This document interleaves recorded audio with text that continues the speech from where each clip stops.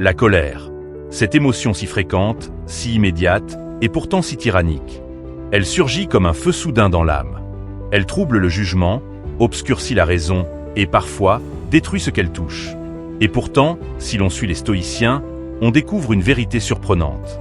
La colère ne naît jamais du monde extérieur. Elle ne surgit pas parce que quelqu'un t'a offensé, ou parce que le destin t'a joué un mauvais tour.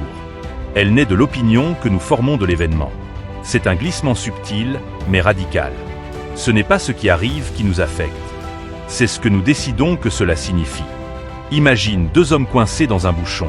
Le premier tambourine sur son volant, fulmine, s'énerve. Le second écoute la radio, respire et reste silencieux. Le réel est exactement le même. La différence, le jugement qu'il pose sur cet événement. La colère est donc construite par l'esprit.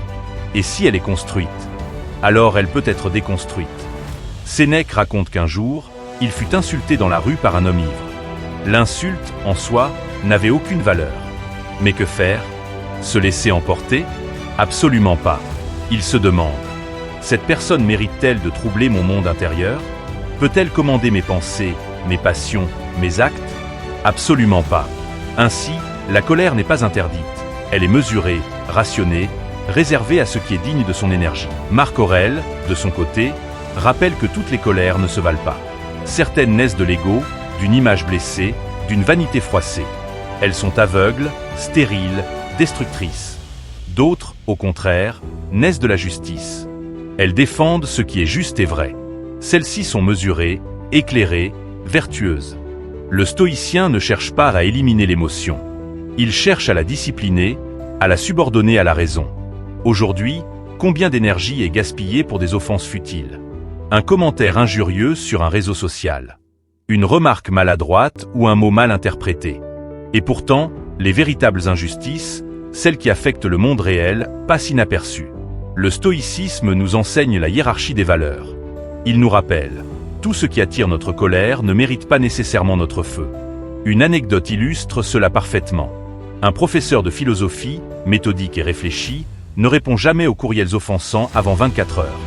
Pas pour calmer son émotion, mais pour réévaluer le jugement. Le lendemain, la plupart des réponses sont sobres, simples, dignes. La colère n'est pas supprimée, elle est transformée en action mesurée. La colère est matière première. Feu brut. Le stoïcien ne l'éteint pas.